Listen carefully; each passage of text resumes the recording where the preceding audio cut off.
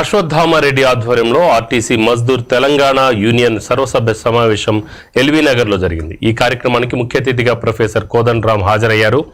Union పునరుద్ధరణ ఏకగ్రీవ తీర్మానానికి కోదండరాం మద్దతు తెలిపారు. ఈ సందర్భంగా ఆర్టీసీ స్థితిగతులపై మాట్లాడారు. వేతన సవరణ, పెండింగ్ డిఏ, పిఎఫ్ విడుదలకు చొరవ తీసుకుంటానని హామీ ఇచ్చారు.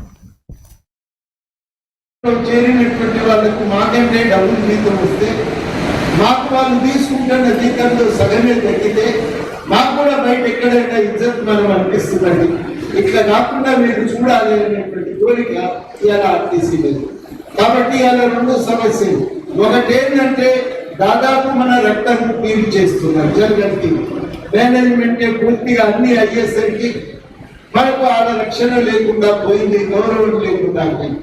రెండోది ఏంటంటే కొందన్న మన జీతాలు పెరిగితే బాగుండు, పెండింగ్ డిఏలు అది రిలీజ్ చేసిన బాగుండు, మనకు రావాల్సినటువంటి ప్రావిడెంట్ ఫండ్ అకౌంట్, మనం కమ్యూనిటీగా వేసుకున్నటువంటి కోఆపరేటివ్ అకౌంట్, ఆ పైసలన్నీ విడుదల చేసిన మనకు లాభం జరుగుతుంది అనేది ఇవాళ మనకున్న ఆలోచన.